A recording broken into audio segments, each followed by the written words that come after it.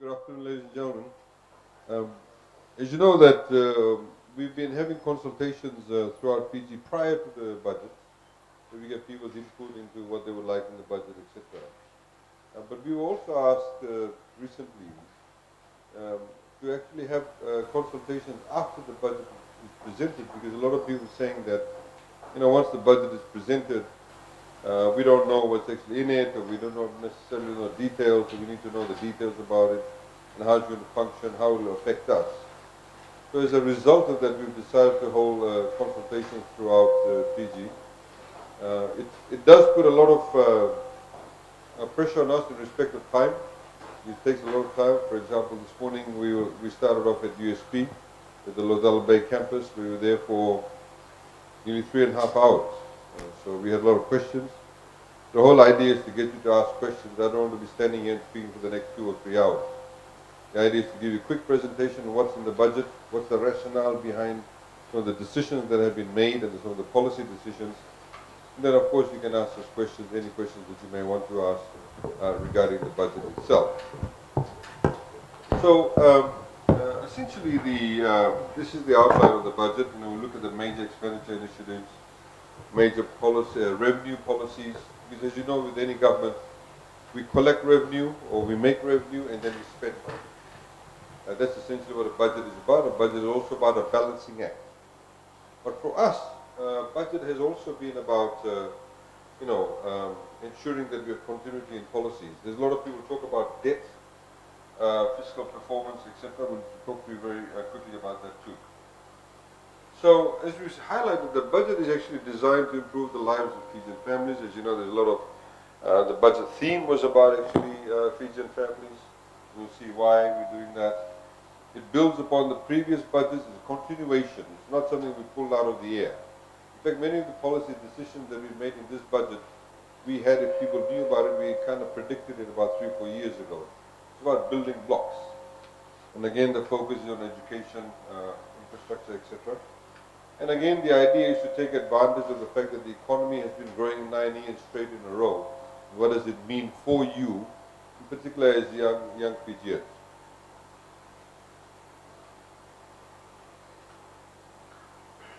So, let's start off very quickly. So, from today onwards, if any one of you has a baby, hopefully not too soon, you'll be entitled to $1,000 upon the birth of the child.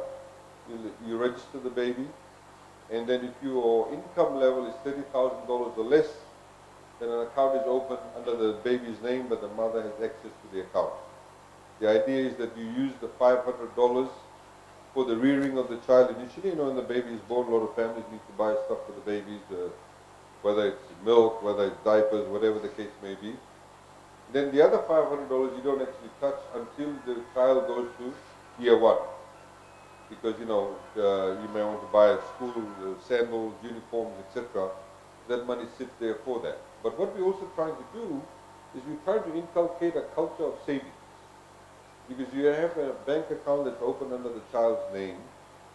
You then, hopefully, when you use the $500, the first 500, when the child turns 1 year old, somebody might give them some money, the child some money you can put in the child's account. And we made an arrangement with the bank that there won't be any fees charged to the account. Nor will there, and it will also earn interest. Of course, the account starts accruing interest or starts attracting interest and any other sort of expenses after the child turns 6. Now, just by a matter of interest, we did a sweep about 3-4 years ago. We found that something like 25 to 26,000 Fijians did not even have a birth certificate. This is done about 4 or 5 years ago. Prior to that, we had done another one. People as old as 55, 45 years old did not even have a birth certificate. So they went through the entire half of their lives, or 3/4 of their lives without a birth certificate. It costs us money to go and register people, go out to rural areas, say, do you have a birth certificate or not? In this way, we're encouraging people to actually register. You'll also find that when the child is about to go to school in year 1, that's when they go around registering the child. That's like 6 years after the birth, which is not a good thing to do. So in this way, we're killing two birds with one stone. We're providing assistance, plus we're getting people to actually register the baby on birth, or at birth. We've increased the maternity leave. The working days is increased from 84 days to 98 working days. It's more in compliance with the other countries where they have longer maternity leave days, and of course it's paid by the employer. We've introduced 5 days paternity leave. So these are for fathers of children. So they are now entitled to take 5 days off, either during the pregnancy of the wife or the partner, or after she gives birth.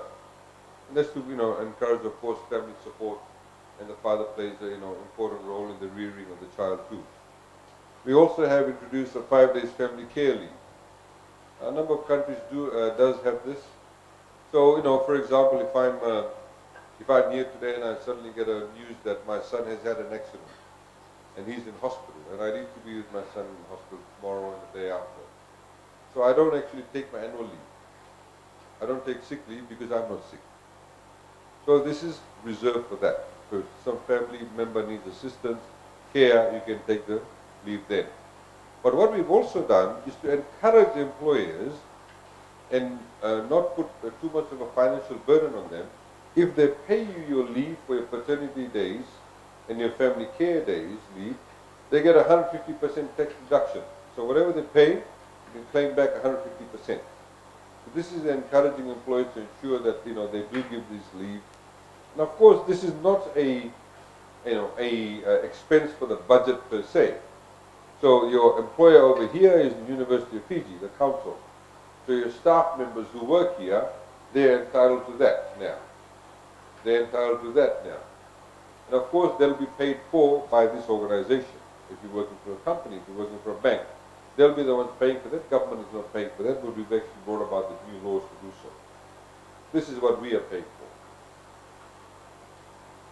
Funding for education, very quickly, you can see this is where we introduced TELS and free education in high schools and primary schools.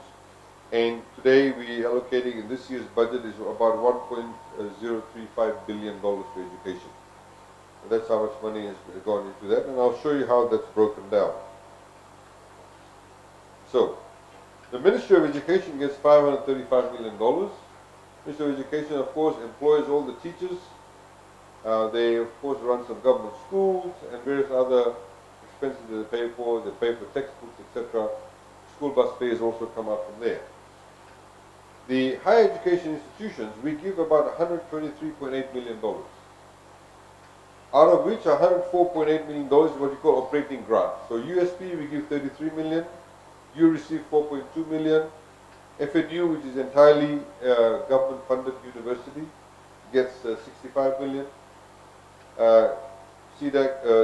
CATD, which is gets $600,000. Corpus Christi gets $100,000. Fulton. Now these assessments are done by the Higher Education Commission, who we work with in collaboration. They have a particular methodology through which they actually come up with these figures. We also give a capital grant to higher education institutions. All of that is linked to FNU. So we're building a new campus in FNU in Lambasa. FNU Nasinu campus is being upgraded. The Bat Lab Hospital and Livestock Hospital, Animal Hospital. This is down in Coronivia. Fiji Maritime Academy is getting $5 million. Rehabs of schools, we're spending about $90 million. Some of the schools were damaged in the recent cyclones. And of course, some of them from Cyclone Winston, which we have to pay off. Toppers, some of you who are on the Toppers scheme, we have $43.8 million for Toppers this year. TELS is $205.6 million. That's how much we actually pay on your behalf to the university as the fees. And of course the allowances you get, those of you entitled to allowances. We've also got civil service scholarships with $2.3 million. And there's other scholarships you'll see which we have allocated. Please feel free to ask any questions in the presentation. Now, the Toppers, we've actually increased it now, overall from 630 to 970. Now, how is that made up of? So we have essentially increased the number of areas where you have the studies to 950 positions. And as you know that our corpus is always skewed more towards science subjects, because there's shortage of people in the science areas. We don't have enough marine scientists, foresters, town planners, surveyors, all those areas. Engineers, doctors, nurses, in the science areas. We don't even have a speech therapist until he's qualified. But we've also introduced a new one where we're giving now 20 coppers after year 13. If people want to study in these areas, undergraduate study, that is not available in Fiji. So you don't have an architectural degree offered by any university in Fiji. You don't have town planning offered by any university. You don't have, anything in forensic science, biomedical engineering, molecular engineering, clinical psychology, all of these areas. None of the universities, none of the 3 universities offer any undergraduate courses in that. So we've allocated 20 toppers scholarship for that, for people who want to study in those areas. They've received an acceptance from a university from overseas, and then we can obviously fund that for them. It'll obviously be those who get better marks, because there's 20 positions only available. For civil service, those of you who may want to, for example, join the civil service, or those of you who may know civil servants, there are a lot of teachers in Fiji, of course, for example, who only have diploma qualifications. They don't have degrees. And so we want them to, obviously further their qualifications and get obviously increased salaries. So we're giving 30 awards for teachers holding a diploma to upgrade to bachelor's degrees. And these are in the areas of maths and physics, language and literature for English, information tech, industrial arts, special education, early childhood. Why? There's a shortage of teachers in these areas. In fact, the way that we are going at the moment, if we don't put in more money into our teachers, there's very few maths and science teachers left in the high school education system. We lack a huge number of people in that area. We also have a 20 awards for teachers holding a bachelor's degree. Those of you may be, doing teaching, to upgrade to postgraduate degree and PhD teachers in maths, physics, and language and literature, which is in English. So we want teachers. I remember when I was in high school, we had teachers who were teaching us who had masters. It's very rare to find a teacher who's got masters teaching in mainstream high school at the moment. Postgraduate studies, local award schemes, again, we're offering more. We've opened it up. As you know that we did not have this before, it was only for undergrad studies. Now for postgrad, we have 20 awards for masters, of which 20 reserved for civil servants. We want civil servants also to get qualifications. But we're offering another 20 positions for masters outside civil service, and 10 for PhD. 5 reserved for civil service, and the other 5 for people from outside, anybody from outside that can get qualification there. The special children, there's of course we've been paying for education fees at tertiary level for special needs children, and now we're going to give them the full allowances that you enjoy yourselves. Few changes to TELS. Before, as you know, if you wanted allowances for TELS, apart from the school fee, your university fees being paid, you have to have a family disposable income of 25,000 or less. Now we've increased it to 50,000, so you can actually get that. So those of you currently on TELS did not get the allowances, you can now qualify for that from next year. If your family earns more than 25 but less than 50. Bus allowances have been increased to $30 a week.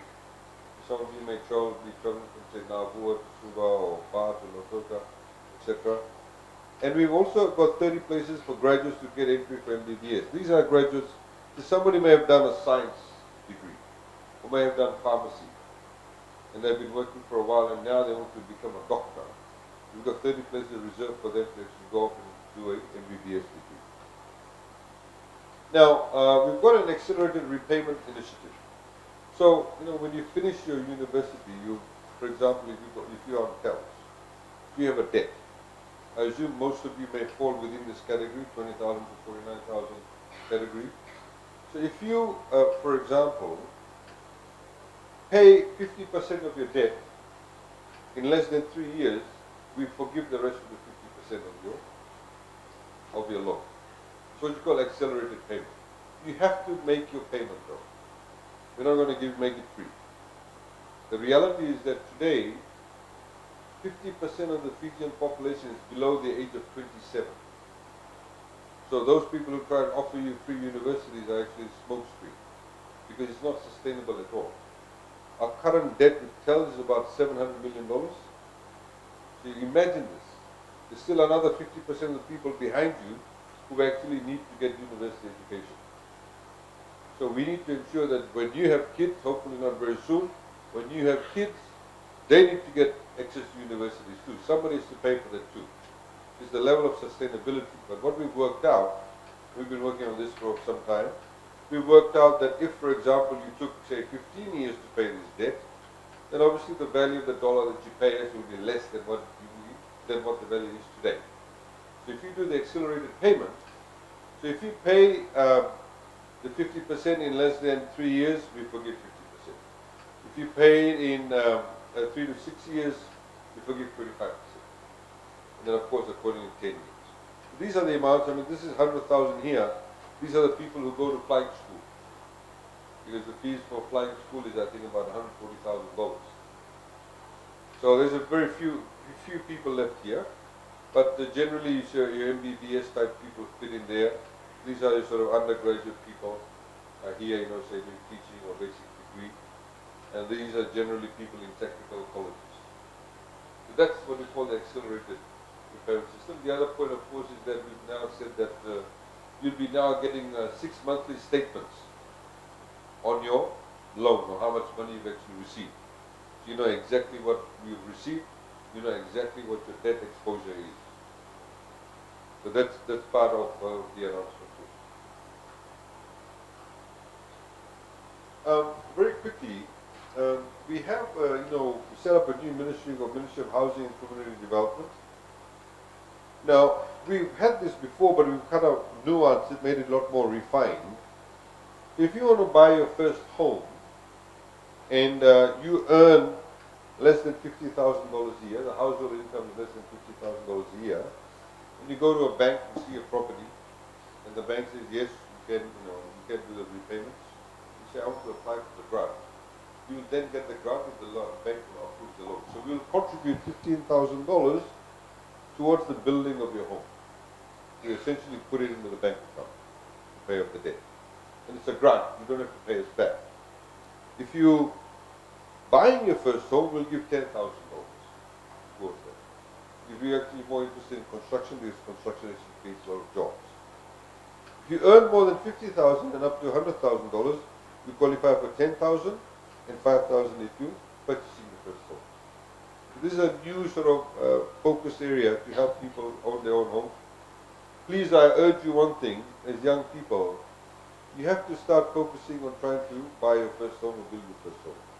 Many people in Fiji buy their first home or build their first home when in the late 30s or 40s. We have a very low rate of home ownership in Fiji. Very few people own their own homes. And when you don't own your own home, you actually end up with money lenders, many people. You don't have assets. So if, for example, if I'm earning money and I want to get a loan of, say, $3,000 or $5,000 because somebody's wedding or I need to pay for whatever it is, and I don't have any assets, and I go to the bank, generally say, what can you give as mortgage? What can you give as assets? And because you don't have anything to show for it, they don't give you a loan. Now, then people go up to the money lenders. I've seen so many footage where people have, money lenders have this many ATM cards and, taking out the money from their accounts.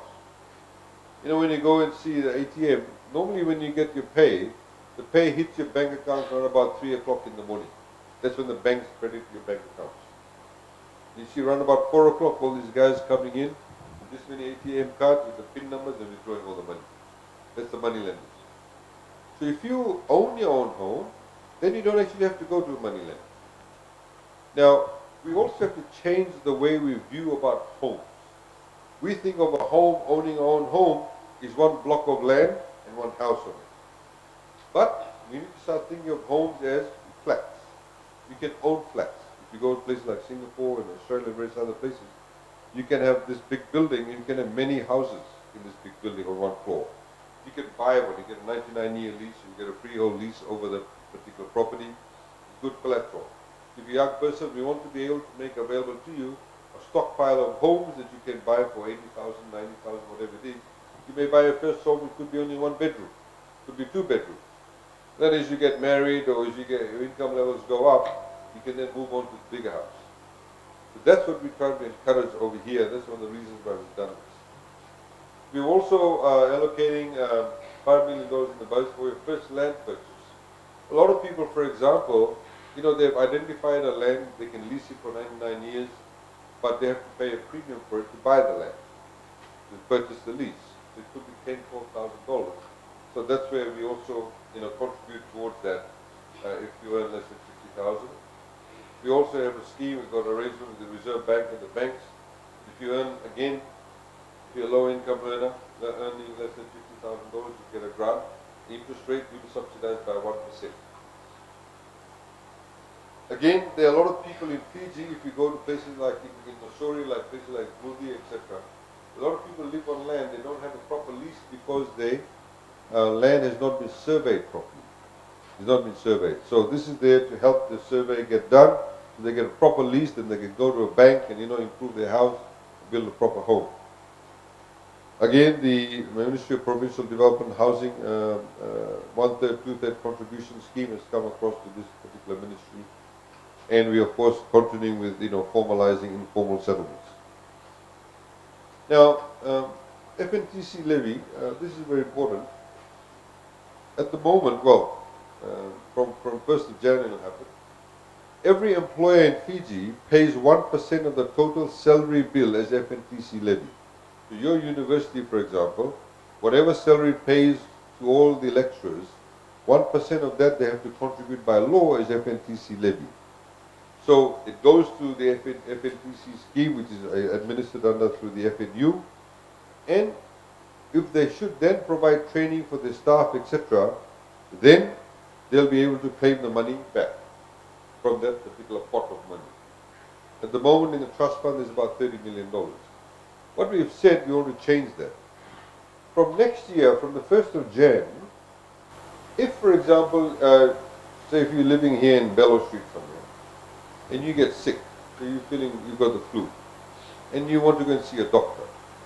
So instead of going to CWM hospital or going to the nursing station or health center, I should say, you can go to the local GP, the local doctor that may be having a surgery over here, just to get your, head checked, your flu or whatever. Excuse me. And when you go there, you'll be free. Because we don't want you to go to CWM. You'll just create long queues. And your, sorry, because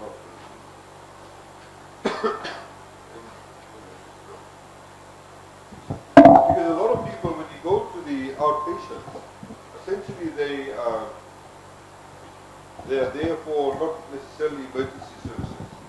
They're there because they've got a head cold or they may have the flu. The queues get very long. This is a system, for example, you have in places like Australia, where under Medicare,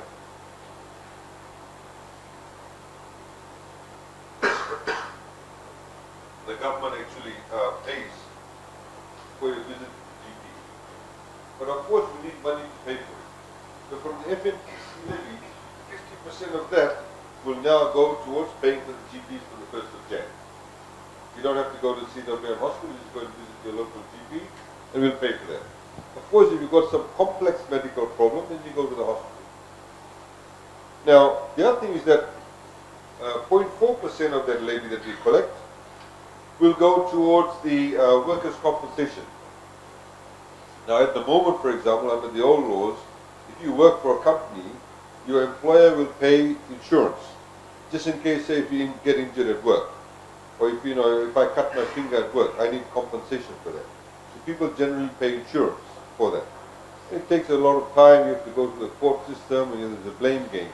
What we are doing is changing the law.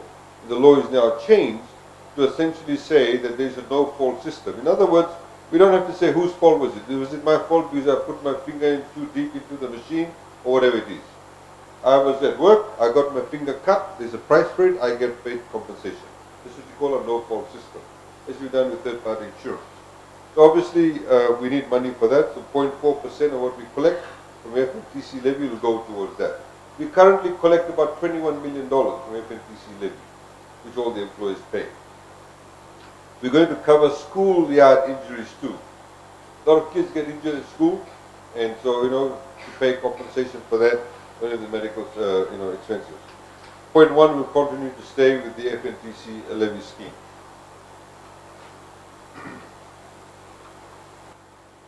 We've also done, a bundle insurance cover. Those people on social welfare will pay insurance for them. It's very basic insurance. It doesn't cost us much. We're covering about 100,000 Fijians at the cost of only $5 million. But assuming that if I'm a person on social welfare, obviously if my family is on social welfare and I die, my family will probably find it hard to pay for my funeral expenses. Or I'm on social welfare and my house burns down. So what this insurance does is actually provides for that cover. We are paying for it because obviously these people are already in the poverty benefit scheme. If that happens to them, they'll get further into the poverty benefit, in the poverty cycle. And we'll have to pick up the pieces. So in this way, we're actually protecting ourselves as government and be able to provide a particular service to these people. We're also covering civil servants and also those in the security forces, the disciplinary forces, sorry. We're working on some insurance products, insurance for homes, for cyclones. That'll come into force from November of this year, hopefully. Also crop insurance. As you know, that we've been having cyclones, cost us a lot of money. We simply can't keep on doing this help for homes and home care. It costs, hundreds of millions of dollars to provide for that assistance. It's never been done before, but of course we're doing it. But the reality of the matter is that it's unsustainable. So we are looking at insurance products to be able to help us buffer that cost. We spend a lot of money in digital space, as you know. We've made announcements of Wi-Fi hotspots. We've just launched the first one at Shukuna Park. If you go to Shukuna Park now, it's what you call a geo-fenced. So it's only between a particular perimeter. You can hang out there. You can get speeds that are much faster than anywhere else outside it. The bandwidth is a lot broader. And of course, you get 1 hour free of Wi-Fi. So we want people to use more technology. We're trying to give you, in particular the young people, the space to be able to do that. And when we identify areas where the bandwidths are much faster or much bigger and the speeds are much faster, you'll naturally converge there. And when you converge there, you actually will interact with each other. That's the rationale behind it. You get people to converge into social spaces they feel good about, they feel secure about, but also it creates a particular level of, camaraderie, if you like. And we're doing it throughout Fiji. While Asia, as you know, that is getting this grant of $90 million because we're upscaling digital television. You now can watch 7 to 8 channels anywhere in Fiji. You either need just the aerial or you need a satellite dish, and simply you get connected and it's free. You don't pay any monthly subscriptions, etc. We're launching a number of apps on the on the government sites, and you'll see a lot of that happening. Those of you who, for example, you go to the supermarket and you pay for your groceries, you use your ATM card sometimes. When you use your ATM card, when you swipe that card, you are paying a fee of 40 cents on top of what you're purchasing. The merchant is paying 30 cents to the bank, whichever bank it is. So we want more people to use the ATM cards because it's convenient. It also helps us keep track of how much money the shops are making. It is also very easy. Now, if I go to New Zealand and I can walk into a shop, where is it? Oh, water. Is there water? Oh, there. Sorry. I can walk into a shop, a convenience shop in New Zealand, and I can buy a bottle of water with my ATM card. In Fiji, you can't do that. They say minimum purchase $10. So we want you to be able to do that. We want you to be able to buy a Chinese lolly with your ATM card, hopefully. You see, because in order for us to do that, we need to be able to get rid of the transaction cost. So we made an arrangement with the banks, and the banks have finally agreed that from the 1st of Jan, when you go and buy anything with your ATM card, then from a point of sale, what they call a point of sale, there won't be any fees charged to your account from the 1st of Jan, which is a good thing. It makes it attractive for you. but the merchant will still be paying 30 cents. So we're talking to them at the moment to see if we can subsidize it to bring the cost down, so the merchants can also say, okay, look, you can buy these things at whatever amount it is, you can use the ATM card. We've also made some allocation where we're going to subsidize what we call POS, or point of sale machines. The actual machine you swipe your cards on. Because obviously the guy who's got the corner shop over here, he'll say, why should I spend $750 to buy a point of sale machine? So we're going to subsidize that and get the banks to also subsidize that too, so they can all have machines. One point that you should know before I finish on this is that when you actually do electronic transactions, so assuming that I go to the supermarket and I buy $100 worth of groceries and I swipe my card, the money is not physically taken out of the system. The money simply gets transferred from my account into another account. So the money stays within the system. When the money stays within the system, liquidity remains high. That means the banks have money within the banks. When the liquidity remains high, that means if you want to borrow money, the interest rate will be less. If people keep on taking out money all the time physically, there's less money in the system. When there's less money in the system, the cost of money goes up. So when you go and borrow, the interest rate will be high. This is one of the positive benefits of this. This is why we're pushing it also. Again, very quickly, health and medical services. As you know, we're building, hospitals up in KRC and various other places. The kidney dialysis treatment subsidy. We are working with Dr. Krishnan, who's the only nephrologist in Fiji, and he informs us there's something like 600 people who may need access to kidney dialysis machine. It's not literally thousands of people. It's a balancing act. Because if, for example, as some of the politicians are now going around who are campaigning, they're saying we'll make kidney dialysis machines all free. So we can create a culture where people say, might as well eat and drink everything we like. If my kidneys fail, these guys are going to pay for it in any case. In fact, we have more people dying of heart attacks in Fiji than anything else. Cardiovascular problem is a big issue in Fiji. And but nonetheless, we're setting up 2 kidney dialysis centers in Suva and Nandi. And if you earn less than $30,000 a year, then we pay 50% of that cost. Free medicine, we are now going to get the pharmacies to actually keep the stock themselves, and they essentially invoice us. We're entering into public-private partnership for Bai and Latoka hospitals. We were recently in India just about a week ago. So a number of would-be interested hospital operators are keen to look at Fiji. We've got certain requirements.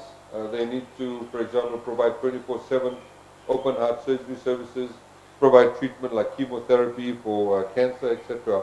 The idea is to build up the tertiary care levels in Fiji. Very quickly, I don't want to bore you too much, you can ask me questions. As you know that STT and ECAL is paid, Service Turnover Tax and Environmental Adaptation, Climate and Adaptation Levy. That's only applicable only if you go and stay at a hotel or rent a car, watch a movie, or eat at an expensive restaurant. That's the only place where you pay STT and ECAL. You don't pay it anywhere. Or if you go to the pub and drink beer, that's where you pay STT and ECAL. Now, what we've done though, however, is that if that business that used to pay STT and ECAL or is eligible to pay that, if they earn less than $1.25 million a year, they don't actually have to pay STT and ECAL. If you go and stay at a small motel that maybe has 3 or 4 rooms, then you won't pay STT and ECAL. But if you're going to stay at the Fijian hotel, if you're going to stay at the bigger resort, then of course you pay STT and ECAL. And that's where essentially we derive most of our income from, mainly from the tourism sector. We put in place a law last year when we introduced it, is that any money that's collected from ECAL, we cannot use that money for anything other than climate adaptation and environmental measures. It's separate accounting to show, but this is what it is, ECAL in action. So by law we have to publish this. Generally when government collects money, they put in one big pool of funds and then they use it for whatever they want to use it for. But the money from STT and ECAL, we actually have to set aside and only use for environmental methods and climate adaptation. For example, we have about 43 villages. If we don't move on it very soon, they'll all go underwater. It costs money to move those villages. We've already moved about 4 villages to higher ground. 3 to higher ground, 1 because of landslides, etc. which we have to rehabilitate.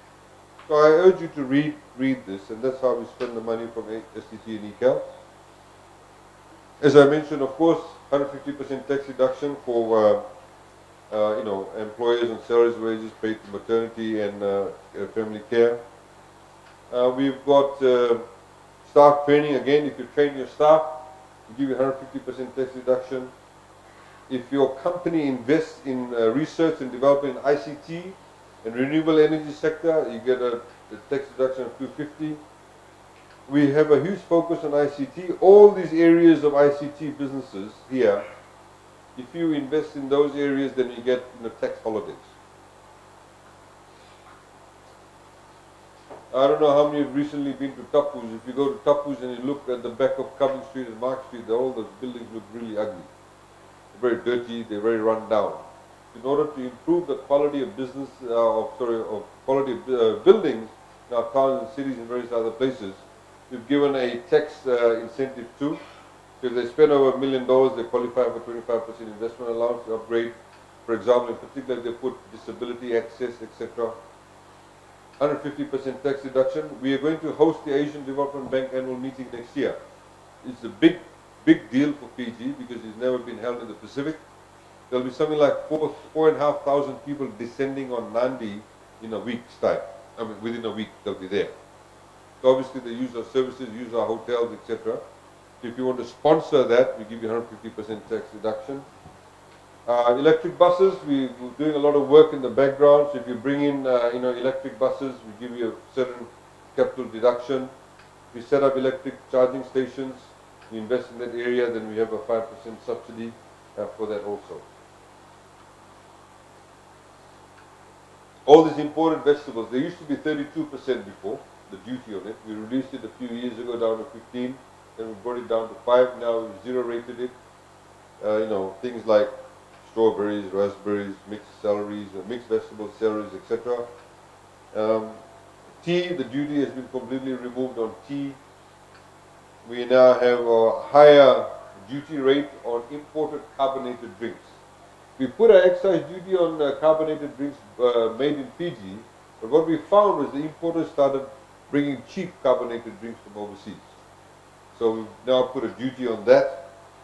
And of course the cigarettes and alcohol have gone up by 15% duty. So some of you look at me in a very angry manner. But the reality is that it does cause a lot of issues. It does change the consumer behavior of people. It is also a great source of revenue. Plastic bag levy has gone up from 10 cents to 20 cents, as you know. Now these plastic bags, as you know, when you buy from a supermarket or a pharmacy or service station, you pay that levy. But we'll be completely banning plastic bags by 2020. At the moment, for example, if you buy your vegetables from the market, there's no levy on the plastic bag. But from 2020, even they can't even give you plastic bags. So there'll be a complete ban on that. And for obvious reasons, many of you understand that, I don't need to state that. In Fiji, we've had a law for a few years now that you cannot import second-hand vehicles that are 5 years or older. So what we found, we discovered that many of these car dealers were bringing in cars that were like 4 years and 11 months, 4 years and 8 months. So the whole idea of having a 5-year-old car or less imported into Fiji is to ensure that we get more newer cars, newer technology. When you have newer technology, there's better fuel efficiency, less carbon footprint. So what we've done in order to encourage them to bring in younger cars, what we are saying is that if you bring in cars that are 2 years or younger, your duty, instead of paying 32%, you'll pay 15% duty. Just to encourage that pattern of consumption. Similarly with taxis also, they'll now pay 5% on the duty. Very quickly, we talk about economic growth. We talk about here of 9 years of consecutive growth. The economy grew also, of course. The size of our GDP, I should say, grew over here in 70, 80. But if you see the growth, it's actually quite slow, because what actually happened, in those times, you had the economy may grow 1 year, then maybe negative growth, and grows up again, then comes down again, stays down, or then goes up again. So when you have sort of unbalanced growth, your GDP does not grow as quickly. But when you have, for example, 9 years of growth, you can see how quickly the value of our GDP has gone up. It used to be only 5.6 billion. Within 2008 and 2018, it's gone up to $11.3 billion. That's why we keep on harping on about the fact that there's the unprecedented and sort of unbroken growth period of 9 years. But that's what, of course, creates jobs, as you'll see in the next slide. So you can see over here, the economy has been growing since then. Winston happened, we lost 1.3 billion US dollars worth of our GDP because of Winston. Despite that, we still grew at a modest sum of 0.4. But as a result of that, our GDP has actually grown significantly. There's a prediction that our growth rates will be growing for at least another 3 years, of course with the right policies in place.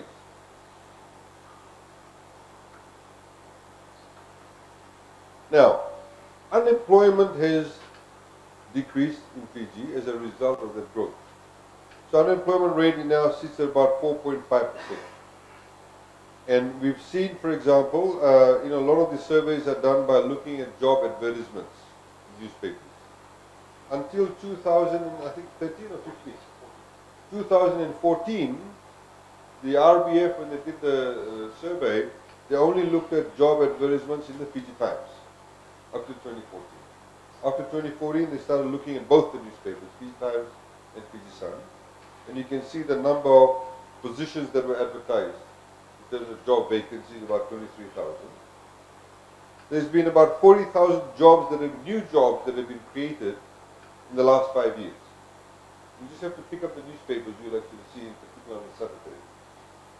Now, one of the ways of also measuring is how many people have sort of joined the workforce is by looking at FMPF. You can see in green is a new compulsory membership. It's gone up by 20,000. Compulsory withdrawal is 7,000. So people who have been retiring. So the net FNPF compulsory membership is now about 13,000. That's the growth, net. So these are the sort of indicators that the economy is obviously growing, new jobs are being created, obviously with the consistency in policies and the fact that the economy has been growing straight up for 9 years. That's how the positive returns on that. Now, people talk about inflation. There are many factors as to why we get increase in prices. Some of it is completely out of our control. As you, most of you eat roti, most of you eat bread, most of you eat babakau, most of you eat whatever it may be. It's made out of flour. You eat cake.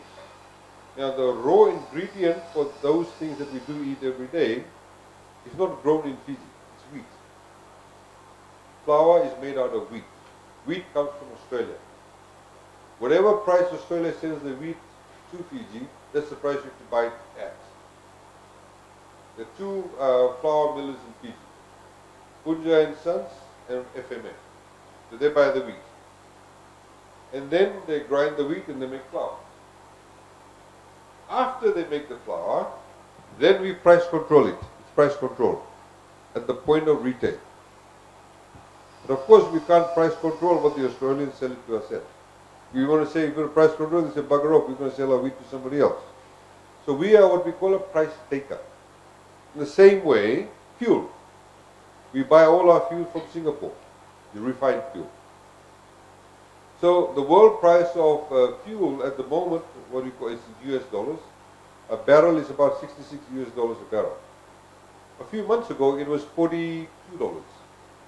Now gone up to 66.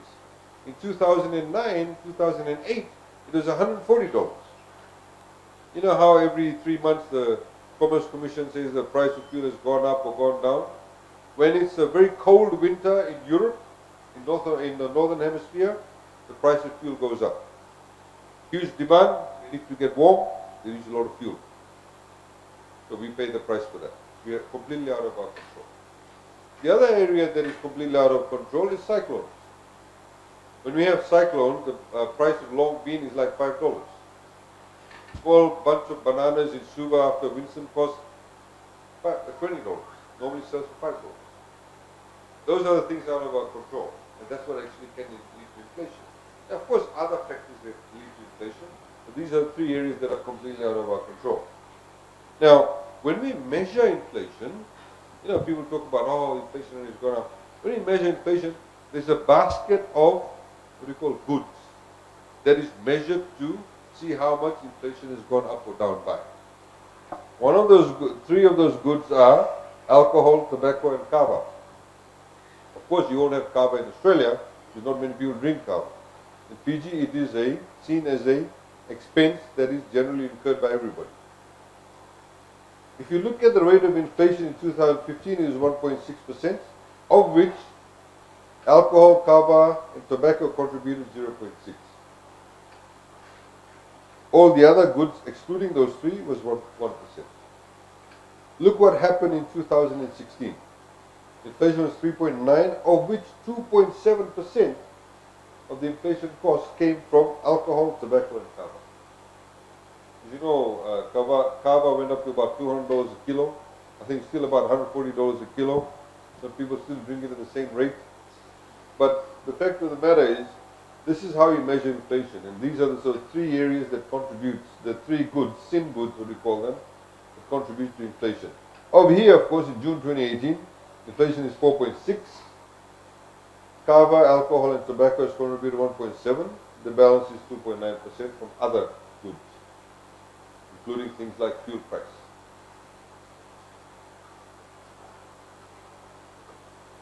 Very quickly, foreign reserves. A lot of people don't understand about foreign reserves. Like I mentioned at USP, nearly everything that I'm holding here is not made in Fiji. This is not made in Fiji. Not made in Fiji. The watch is not made in Fiji. This ring is not made in Fiji. The carpet that I'm on is not made in Fiji. A lot of the things. That's not made in Fiji. That hair gel that lady is using is not made in Fiji. So we import a lot of things. In order for us to be import things from overseas, we have to pay in their currency. They don't sell it to us in Fijian dollars. They use US dollars, use Japanese yen, euros, Australian dollars, etc. So you need to have enough foreign reserves to actually trade. If you don't have enough foreign reserves to trade, then of course you cannot trade. Some countries run into the problem. Now, the benchmark is, international benchmark, that this is the number of months here.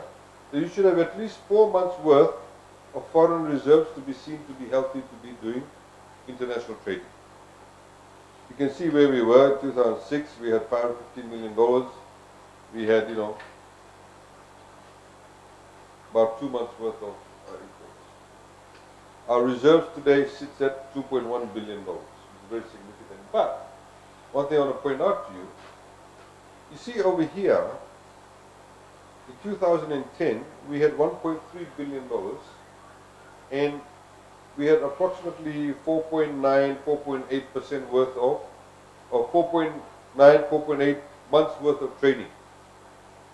Over here, we have almost double that to 2.1, but we still have 4.9. Why? Because we are spending a lot more. We are buying a lot of things. So, the moment, for example, we connect somebody to electricity, every day somebody in Fiji is connected to the EFL grid now. The moment you connect people to the grid, what do? The moment I have electricity, what will I do? I'll buy a fridge, I'll buy a TV, I'll buy a microwave, maybe a washing machine, maybe a stereo, maybe a second TV. But where are all these things made? They're made from overseas. They're made overseas. So we need enough foreign reserves to trade. This is why, even though we have $2.1 billion worth of foreign reserves, as far as the months are concerned, we have 4.9 months worth of trade. Huge demand. So it shows that people are spending. All these cars you see on the road, they all come from Japan. We use Japanese yen to buy those cars. Are we going to this? Okay, a lot of people talk about government debt. Very quickly, thought we'd talk to you about government debt. There are two ways of measuring debt. One of them is a percentage of the GDP. The other one is what you call in a nominal figure. Nominal figure is just the dollar value. So, as a percentage of our GDP, our debt has been falling down. You can see 2010 it was 56.2%. Today it sits around about 47%. Of course, we had the factor of Winston here. That's why it's gone up. We have to rebuild after Winston. It sits at 47% of our GDP. I'll show you other countries how they fit into that. Now, our debt obviously today sits at $5.1 billion. You can see what the debt was in 2006, $2.8 billion. So when the Bainimarama government was appointed, they inherited $2.8 billion from the previous government. So that 5.1 is made up of the $2.8 billion from the previous government. That's what happens with all governments. When the Ratumara government was appointed after independence, they borrowed money. They incurred debt. Then the Bavandra government came in for 1 week. No, 4 weeks, sorry. Came in for 4 weeks. Rambuka did the coup. Then, of course, the Bavandra government would have incurred some debt. Then the Rambuka government incurred debt. But they have to also pay the debt of the Ratumara government. That's what happened. Because the debt is not incurred by Ratumara, but is incurred by the Fijian government. So they pay their debt. Then after the Rambuka government, then you have the Chaudhry government. So they borrow money, but they pay everybody else's debt also. Then the Grassy government came in. They borrow money, they pay everybody's debt also. We are doing the same thing. So it's a continuum in respect of the debt structure. What you need to be able to ask is, when we are borrowing the money, what are we borrowing the money for? That's the most important thing. So, we can all go and borrow money and have a party at McDonald's, and we can eat the McDonald's burgers and drink the drinks. In the morning you wake up, the burgers and drinks are gone. You've got nothing to show for the debt, but the debt is there. If you go and borrow money to build something, the debt will be there, and the building will be there. After a while, the debt will go, but the building will remain. You should always borrow for capital expenditure.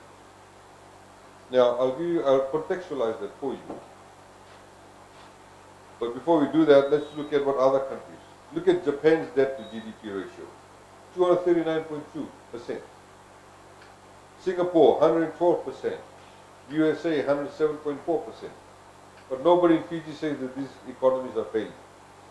You have some people who don't understand economy saying Fiji is failing because of the debt situation. Our debt is as a percent of GDP is only 47%. You can see all the comparable countries. Now, just because Australia's debt to GDP is 41.1%, it does not mean that the value of their debt is less than ours. But because the economy is much larger, they are able to borrow more. As a percentage of the GDP, it's less. I'll show you now. There you go. Japan's total debt, this is US dollars, is $11.8 trillion. Percent of GDP, 239.2. Singapore or USA, $19.9 trillion. That's the total debt as a country. But you see, as a percent of GDP, it's 107.4. Japan, even though their debt is less, is 239.2. Why? Because their economy is smaller than USA. USA is a capacity to borrow more. Fiji sits at 47%. Our debt is 2.47 billion US dollars.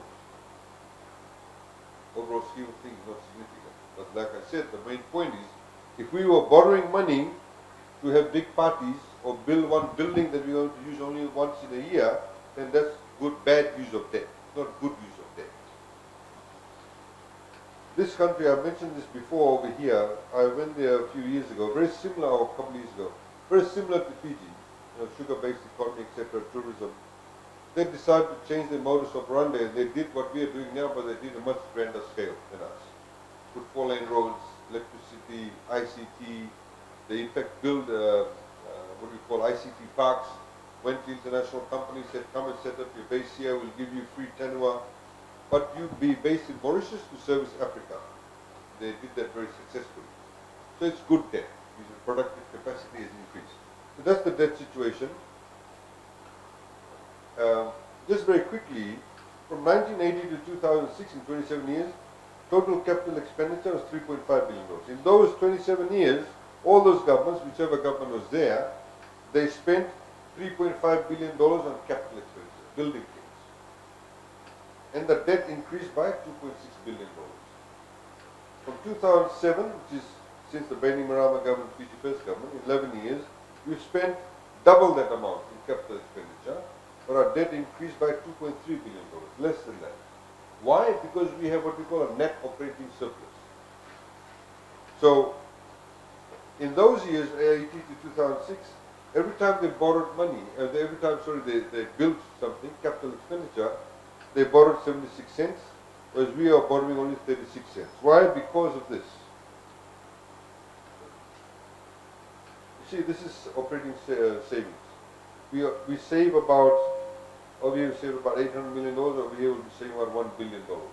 What does that mean? It means that we as a government, we collect money, people pay taxes, etc. Then we spend that money for operating. We've come here, the fuel, the salaries of the civil servants, buying photocopy paper, toilet paper, whatever the case, to run government, day-to-day expenses. If you take out our revenue from our day-to-day expenses, we have a savings. And that's sitting in 2018, 2019 will be about $1 billion. Then we use that money to build things. If we need more money, then we actually go and borrow. That's how you manage debt. So the more savings you have, obviously you don't have to borrow as much as you have to. Now again, this is this. We spend 40% of our budget money into capital expenditure. So, it's a family-focused budget. It builds on the previous budgets. The economy is tracked for 9 years and fiscal position remains strong. You can please go to this website. You'll get all the information. You'll get this e-cal book. You'll get all the. You have a package here that tells you exactly, for example, how much money is spending on water, electricity, which village will get which water tank, what size will be the water tank be, etc. All of that information is there, and also you'll get this book too. That sets out, for example, in detail. So you have to open up the space. So Ministry of Women and Children, Poverty Alleviation, Institutional Services. It says we're going to give, expenses for juveniles, $20,000, training material, $15,000. You can check exactly where all the money will be going, and that gives you more information. So all of that is available, ladies and gentlemen. I'll now open up the floor. If you have any questions, please feel free to ask any question. Don't hesitate.